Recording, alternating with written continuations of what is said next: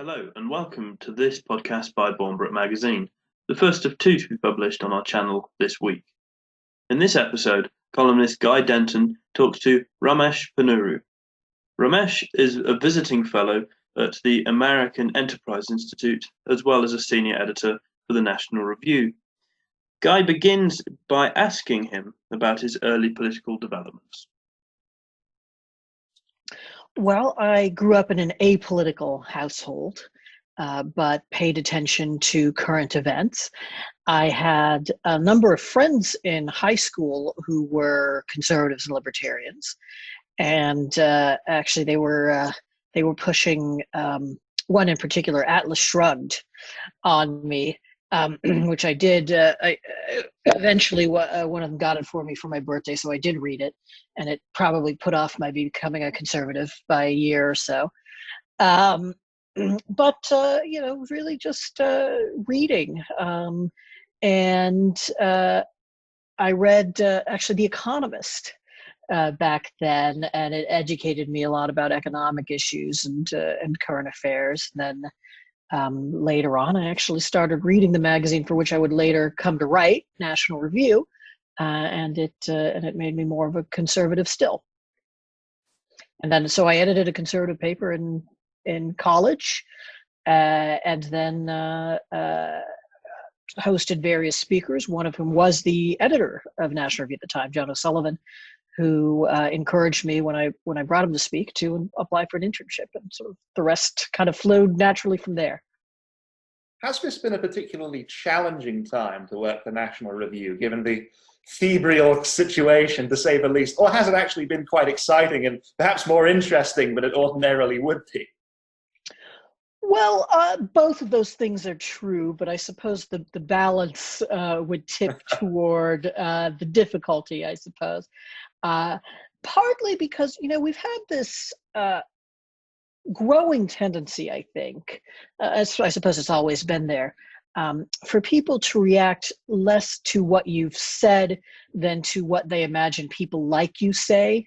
And so almost anything you say, particularly with respect to President Trump, it can be overinterpreted as, if you criticize him, oh, you're saying that everybody who's supported him over anything is a brainless racist. Well, no, I certainly didn't say that. Or if you say, well, he's right about this. Oh, so you're saying that this, and this are perfectly fine and excusable. No, I didn't say that either. And so you do have to find yourself sort of just explaining all your premises in a lot of kind of irritatingly throat-clearing ways. It's also been clarifying because, it's definitely been the case in previous, say, Republican administrations that if asked, I would have said, well, I criticize this person when I think is warranted, praise when warranted, and I did do all those things. But it is different to have this degree of detachment from a Republican president than I've had, or from the Republican Party, really, than I've had before. What is your perspective on the media, the state of the media more broadly? Do you think that the particularly rabid polarization we've observed recently has been damaging to democracy or American institutions? Well, in some ways, what's happened is a reassertion of a historical trend.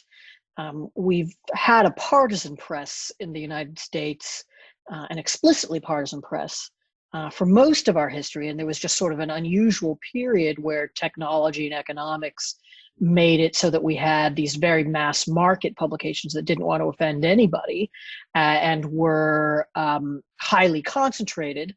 And so you had a kind of big media at the same time that you had, a kind of big business, big government, big labor domination of American life. And so I think that, some of that's just inevitable. The passing of that historically unusual moment. I do think it's a problem when people are, in hermetically sealed bubbles and they're only getting information that is congenial to their point of view because the world's complex. and particularly when they get a misleading picture of what people who disagree with them are like. And I do think that has happened. I think that, almost as big a problem as that kind of political polarization in the media is something that is a little bit less discussed, and that is a kind of polarization in information content. It seems to me that it's never been easier to be a political junkie and to know everything that is going on in the second congressional district of New Jersey than ever before. But it's also easier than ever to know nothing and follow nothing about American politics and government.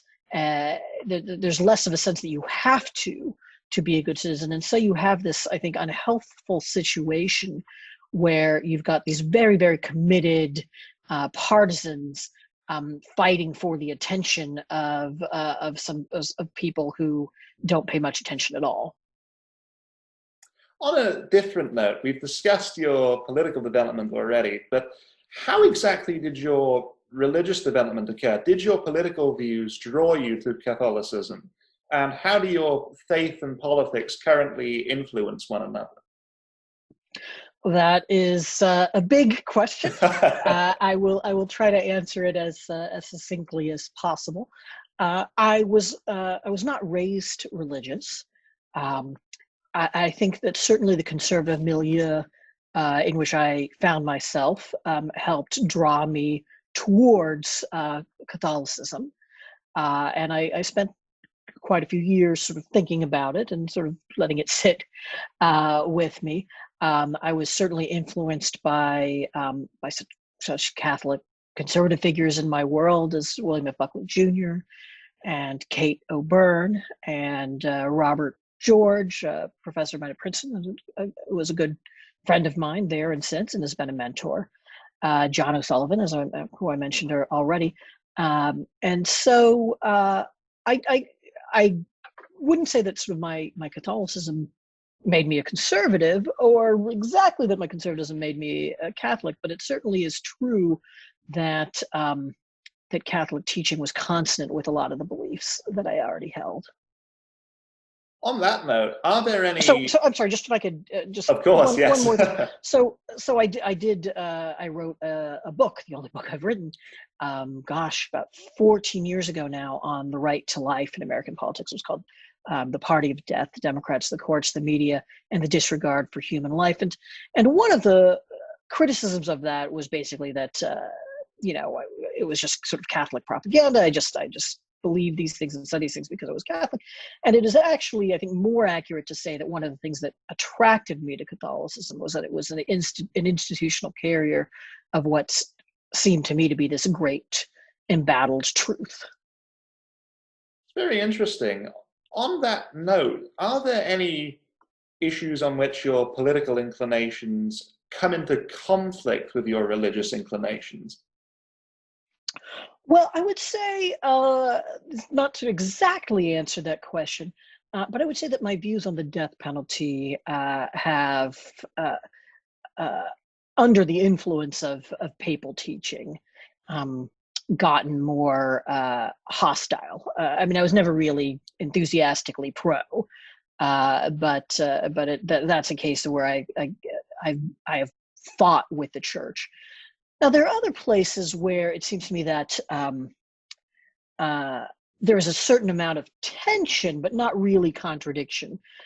So reading the Catechism or papal encyclicals, you can get the impression sometimes that church teaching supports expansive social welfare systems, for example. But if you really and it is true, I think, that that the church does not believe, does not teach, and I don't think anybody should, that there is a kind of unlimited right to property, contract, free exchange, with low taxation and so forth. But it's also true that the church believes there is such a thing as a right to property and free exchange, and to make a living for yourself, and And a lot of the questions that we're left with are kind of how questions rather than whether. So how is it that one secures the conditions for human flourishing, including access to affordable health care for everybody? I think it's very easy to get sidetracked into these sort of kind of sterile and unproductive conversations about, in the United States, it's often raised sort of, is there a right to healthcare? And conservatives sometimes feel as though they have to deny that there is such a thing, which is really, I think, foolish, because almost none of the people who say, oh, there's no right to healthcare actually believe it, right? None of them are saying, that we ought to repeal the law saying that you are guaranteed access to an emergency room. And so there's just a bunch of questions about sort of the role government should play, the role market should play, and whether they should cooperate and so forth. And so I'm comfortable in having the views about healthcare that I do, which are very free market, decentralized views. But if my judgment on some empirical matters, for example, were to change, it wouldn't make me think, I need to change my religion. You've made me quite curious now, because I also oppose the death penalty, but I was wondering if you could elucidate exactly why you have come to be against it. Often conservatives, they'll employ arguments like, oh, it's too costly, or it's inefficient, or it isn't an effective deterrent, or similar. But obviously those aren't exactly coherent reasons for opposing it, because they imply that if it could be refined, it would be acceptable. I don't believe that it would in either case, but I'm curious to hear your views. Yeah. Well, and the argument one often gets is an argument from the fallibility of people and the fallibility of the state, the possibility that somebody who is not guilty of murder will be wrongly executed. I actually don't think that is a knockdown argument against the death penalty, and I think that the death penalty is wrong, at least in the United States or in modern countries with modern penal systems, even if the person is unquestionably guilty. And my thinking there is, so the reason there was a sort of caveat or an asterisk in what I said is, I do think that if there are circumstances in which literally the only way a community can protect itself from someone who is a killer is by the use of capital punishment, then it is licit. And I think that is, in fact, what church teaching says in the Catholic Church. I just don't think that those circumstances apply in the United States or in Britain or in other, again, developed countries. Now, the reason I think that it is wrong, I think it's really a tricky question. Because I think if you read, if you think through the development of church teaching, it's pretty clear that some people can, in some important sense, deserve to die for what they have done. The problem is that actually executing somebody always entails forming the intention to kill, and that is wrong, right? The intent to kill somebody, it's actually sort of always wrong, right? Because those places which seem to be exceptions to the principle are actually where your intent is self-defense or the defense of others, as in like a justified war, or if you're stopping a crime in progress and so forth. That, it seems to me, is the fundamental problem. And it's the sort of thing where, development of doctrine is actually helpful, because it takes a lot of reflection on experience to make the relevant distinctions. In just the same way that the church for many, many years said, with respect to freedom of speech and freedom of religion, that error has no rights. And I think that's true. Error has no rights, but error comes attached to people, and people do have rights. And that's how I think you reconcile the modern teaching on religious freedom with the ancient teaching about being hostile to indifferentism or relativism. Forgive me if this is too invasive of a question, and feel free to deflect if so, but since your conversion, have you ever experienced a serious crisis of faith? And if so, how did you overcome it? Well, I mean, there's certainly, peaks and valleys, I would say. And I'll tell you, I was received into the church, as was my wife, by Cardinal Theodore McCarrick, who, it has subsequently emerged, is a monster, right? A serial abuser of boys and men, and intellectually, I have always been aware of the fact that the truth of the faith does not depend on the virtue of clerics. All serious Catholics are aware of some of the more colorful popes we've had, but at the same time, that you can't help but be shaken by such a thing. What advice would you give to someone listening to this who may have received no exposure to theology within their formal education, but who is nonetheless still very interested in exploring religious faith and practice? Yeah, well, there's an entire sort of tradition of thought to which you are not necessarily exposed in even a good education, and a lot of this I wouldn't have found myself if I hadn't sought it out. And so, all I can suggest really is to read widely and explore this tradition on your own. Turning to, perhaps quite depressingly, turning to contemporary politics, I greatly admired the manner in which you and the other staff of National Review stood athwart, I should say, President Trump's candidacy in 2016. But 4 years later, and in very broad terms, how do you perceive the manner in which President Trump has impacted America's institutions, the Republican Party, and the conservative movement more broadly? Well, just give me a signal if I start getting too long-winded here. But I think that there were a number of reasons conservatives had concerns about Trump in 2016. His lack of history being a conservative himself, and in fact his extensive history of being opposed to us on important questions, meant that there were questions about his reliability.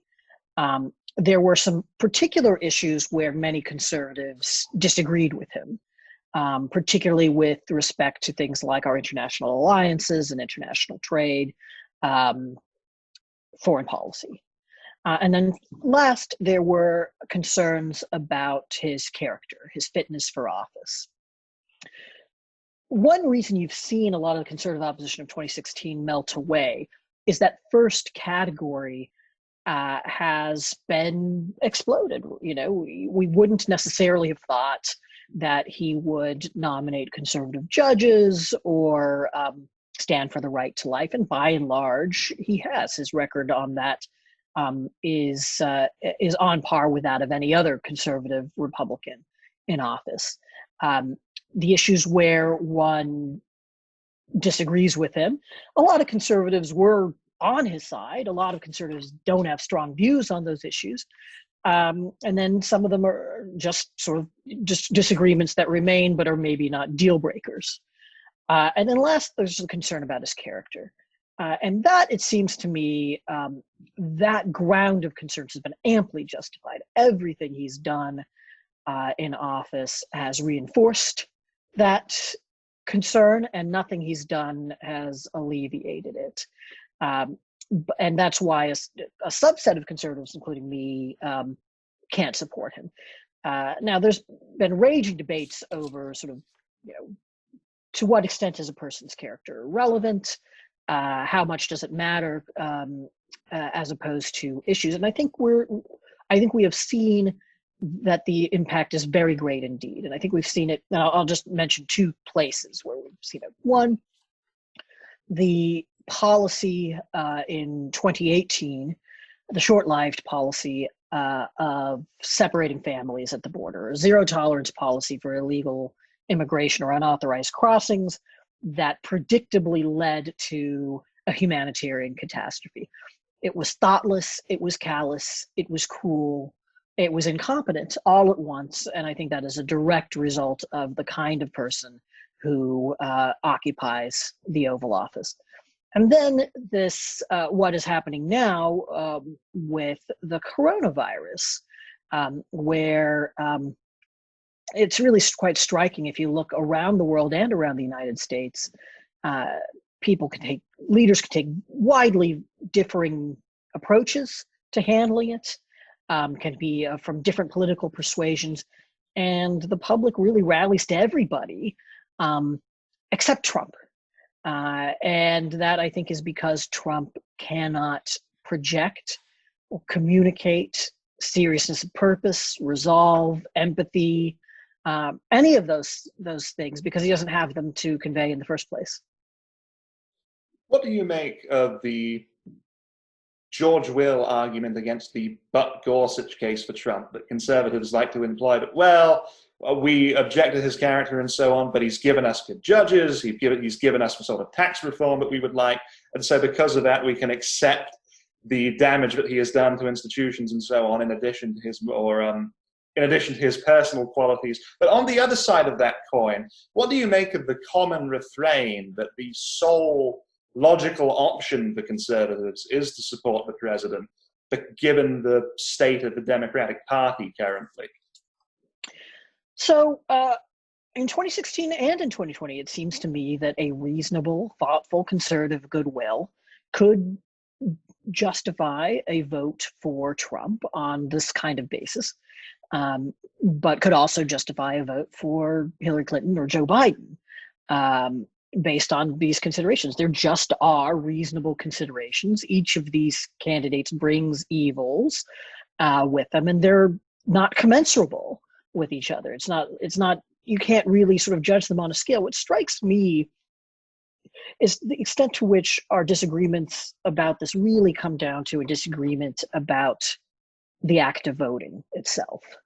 And it seems to me that if you cannot in good conscience vote for either major party candidate, then you are justified in casting a different vote, voting for a third party candidate, perhaps even leaving that line blank on your ballot.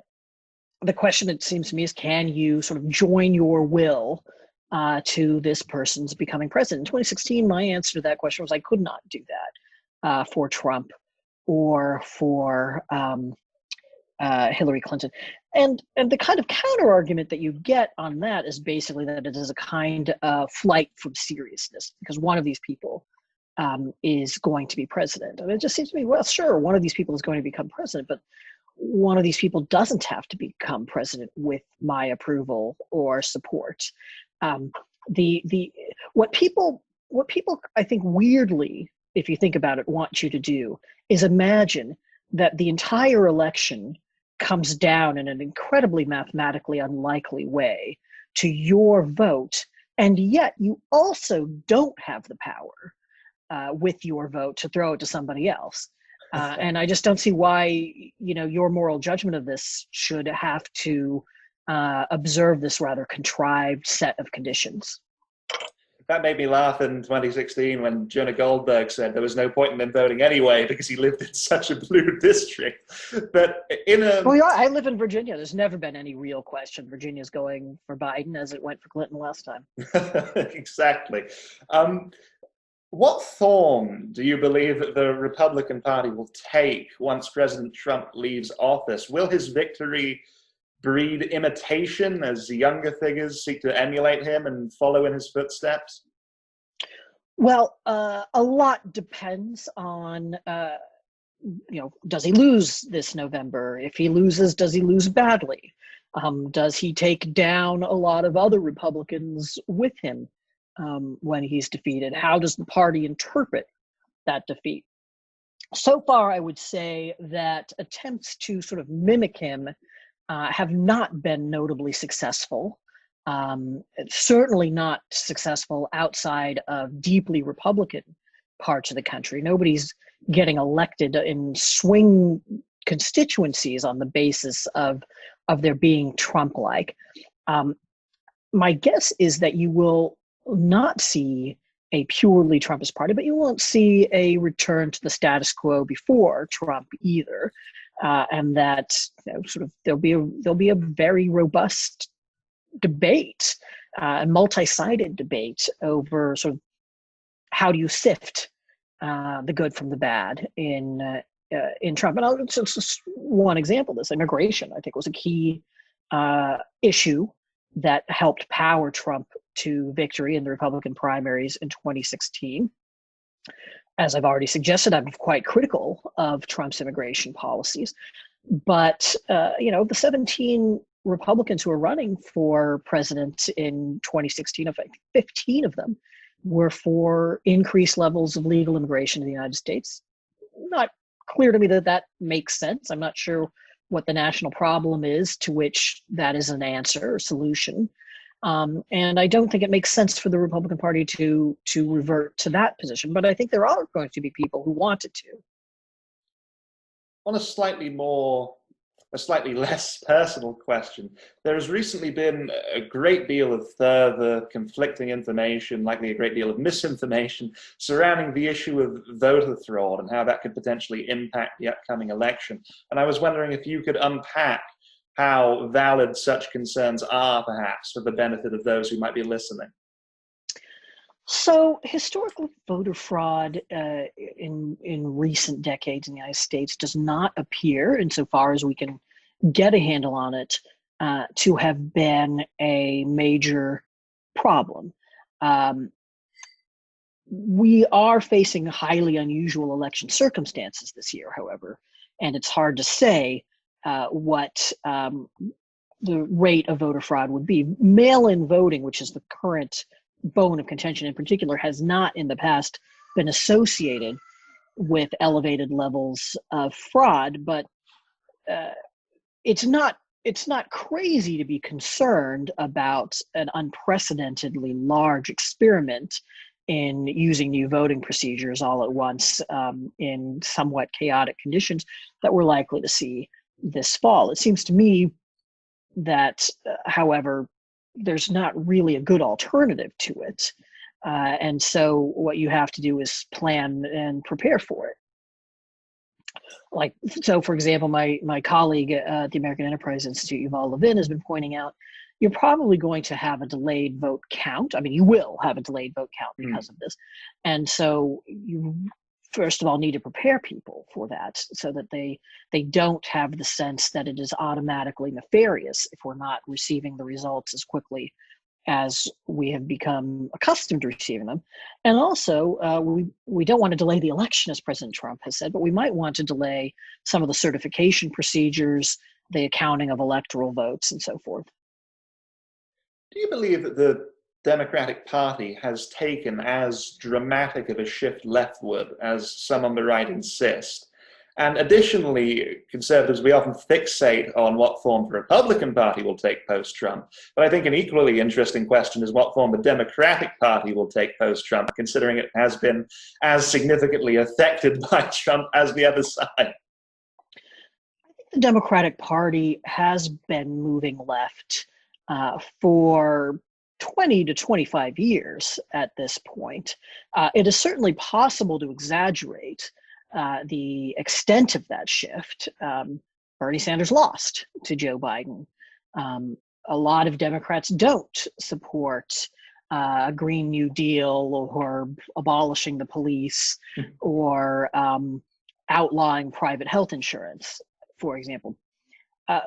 But it's quite clear that if you look on a range of issues, from immigration to abortion to taxes, there has been a notable shift in opinion on the part, religious liberty is another one, on the part of Democrats. And I think that there are a lot of reasons for that. Some of it is just a kind of long-running partisan sorting in American politics, where conservative Democrats became Republicans and liberal Republicans became Democrats. And that's a process that tends to feed on itself, because when there are fewer moderate and conservative Democratic districts, that means that there are fewer people to tell Nancy Pelosi, wait a second, I can't go that far. There's just less, there are fewer voices of restraint inside the coalition. That's part of it. Another part of it is that Democrats, they always have this, I think, built-in tendency to believe that history is on their side. The future perfect is their preferred political tense. And so, or along with the past imperfect, I should say. And so when they have achieved any kind of political victory, they just feel that there's no stopping them, in a way that's even more true than it is for anybody else. And then when they lose, they tend to lose because they've lost moderates, and they, and it sort of creates this kind of rage at the disappointment of expectations that we're also seeing. So both victory and defeat have been radicalizing experiences for the Democratic Party. Are there any individuals in the Senate about whom you are currently particularly enthusiastic and who you think could make compelling presidential candidates in future elections?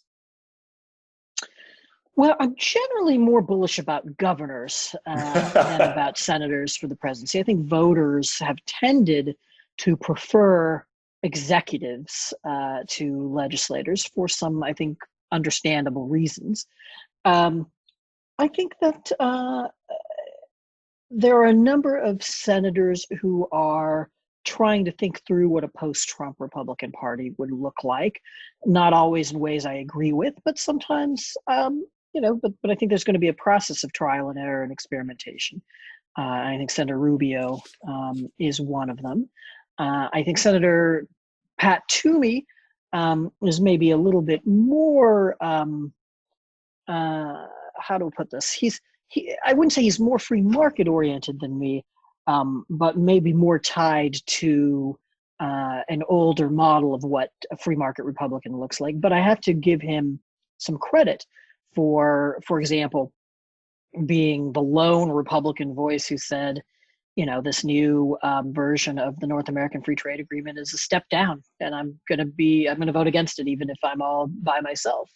I'm going to weigh these things carefully and then say no. And that I think was very admirable. So I think there are a number of Republicans who have the potential to play really useful roles. Frankly, even if Trump is reelected, since it's not as though the Trump White House is going to be a great source of new conservative thinking. I recently asked Richard Brookhiser about his perspective on the state of the conservative movement as it presently stands, and he gave me a very sobering reply where he said Trump has effectively destroyed the movement entirely, although he did demurely say after that there is, of course, always the potential for hope and renewal. Are you personally optimistic about the future of the conservative movement and what it will look like post-Trump? There's a lot that's dispiriting about conservatism today, as there is about America's political culture writ large. There is more intolerance than there used to be. People feel it. It shows up in survey data. So conservatism as a movement, I think, has some serious problems. But conservatism as a set of dispositions, support. So I guess the question is: do sort of traditional ethics, decentralization, free market economics, national self-confidence, do these things still have something to offer the United States and the world? I think the answer is yes. And so conservatism is going to retain some kind of intellectual and cultural power and political power as long as that is true. There is a sentiment among certain Trump voters, vehement Trump supporters, but they constitute a new silent majority, is the term that the president has, of course, been plastering all over his Twitter account. But his fans and adherents will consistently say that polls can't be trusted because the majority of people are simply unwilling to disclose how they really feel about politics, given how polarized and aggressive political discourse has become in some ways. What do you make of that idea? Well, I think there is probably something to the phenomenon of the shy Trump voter. And the polls may well understate his support. Now, I think that the main reason why some polling in 2016 understated his support is because it was not counting a high enough proportion of white voters without college degrees. And I think pollsters have actually made some decent strides in correcting that. But there was some such shy Trump phenomenon, and there probably still is. I just don't think that it is enough to make up a 9-10 point gap. It's probably something that's worth about 2 points for Trump. And so, if the race were to actually tighten, it might be the case that he could, let's say he's 4 points behind in the polls, then he comes out actually just 3 points behind in the national vote, and they're arranged geographically in a way that gives him another electoral victory. That's possible. But what I don't think you'll see is, Trump being 8 points back in the national polls and then getting some sort of popular vote victory, the Trump landslide that some people talk about. As a rather shallow extension of your response there, but one that I'm sure the listeners will still nonetheless find your response to intriguing. If the election were held tomorrow, who would win and why? Well, I think Joe Biden would win. Trump has never been a popular figure. He might have been able to pull off the election at a time when things seemed to be going all right in the country. At the beginning of this year, we had a strong economy, and we were not involved in any major war. Wages were going up. So people might sort of a decisive number of people might overlook some of their objections to Trump under such circumstances. But when he doesn't have that favorable background going for him, then I think things become much, much harder for him. And he has not been offering the kind of leadership that people want on the top issue of the day, which is COVID. So I think he would lose. I think the Democrats would retain the House. And I think that the Democrats would also narrowly take the Senate at this point. Senate voting in the U.S. having become highly correlated with presidential level voting. We referenced tribalism earlier, which is, of course, a very significant ill currently ailing American government and democracy. What do you believe is the most significant issue that the American constitutional order is currently facing? So there are a number of interlocking problems. One is certainly the rise of polarization and tribalism. Another is the weakening of the legislative branch of our national government to the benefit of the judicial and executive branches. And these are related in part because you don't have the legislature asserting itself against the executive because of partisanship, right?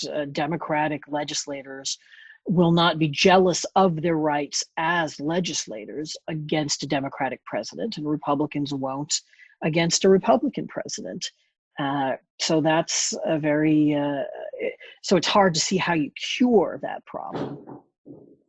Shifting gears, perhaps mercifully, I'm sure. A twofold question, but I always like to ask. Firstly, what are some of your favorite books? And what writers or thinkers or philosophers or theologians also have had the most profound influence on your intellectual development? Well, let's see. When I was a budding conservative, I guess I really enjoyed Modern Times, Paul Johnson's book. You might not always agree with all the details, But it's always a a rollicking good read. Let's see, what else of Richard John Newhouse, his writings and first things, and his book Death on a Friday Afternoon, in a somewhat more theological vein. It's fiction, and you're gonna see a theme here. Wa, the Sword of Honor trilogy, in particular, is really excellent. Are there any perhaps secret books that you believe contain invaluable conservative or more broadly philosophical insights that aren't discussed very often, that you believe more people would be better served by reading? Well, I have to say, one book that I often think about rereading, which is a very little known book, and actually it was Father Newhouse's write-up of it that interested me in the first place, was Freud's Paranoid Quest by John Farrell, which uses Freud's theory of paranoia as a window into modern intellectual culture, and the degree to which it mimics some of the symptoms of paranoia. It's really quite interesting. I don't know if there's a sort of a larger philosophical or certainly political point to it, but it's at least extraordinarily interesting. In a moment of interminable quarantine, what should we be reading for one, but also perhaps listening to or watching to make the present moment easier to bear? Well, I suppose whatever works. My wife and I have been watching crime dramas, in many cases, some of them rather absurd.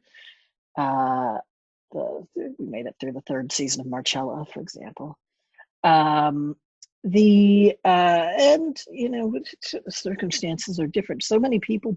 So I'm in the very lucky position of being able to continue doing my work from home. But that means that I have to keep doing my work from home, and that means with the children underfoot, and so I actually don't have a lot more time for reading. I'll probably have a little bit less than I once had, but I have found some. So I read what was it called? Oh, Say Nothing, an interesting book about the Troubles in Ireland. And I'm making my way through The Emperor's Tomb by Joseph Roth, the kind of sequel to the Radetzky March, which was an excellent sort of grimly hilarious book. So if the collapse of the Austro-Hungarian Empire seems to you to be a great topic for comic fiction, that's Roth's your guy. Wonderful. To conclude, I suppose, I don't want to take up too much more of your time. What is perhaps the best piece of life advice that you could offer to those listening? Oh, I'm terrible at this sort of question. I guess my answer would be don't answer questions like that. That's my my life advice. I will tell you once on C-SPAN on television, Brian Lamb, the host, asked me what the most profound thought I had ever had or come across was, and I was flattered at the idea that it might be something I'd come up with myself. But thinking quickly, I resorted to one of Bill Buckley's favorite sayings, which was, don't try to immanentize the eschaton. That is, beware of the attempt to create heaven on earth, which I think is a good, solid conservative dictum with which to end. That's always been one of my favorite lines also. Have you ever read, I'm sure you have, Cancel Your Own Goddamn Subscription, the compilation of notes to the sides? Yes, where someone questions the use of that. Someone, I believe a pupil in a school told him that they used that to one of their teachers. The teacher told them it was meaningless. And Bill responded in his letter, you go back in there and tell them to immanentize the column eschaton. Make your point that much clearer. Very nice. That sounds very Bill-like. Thank you, Ramesh. This has been wonderful. You're welcome. Thank you Take very care. much again.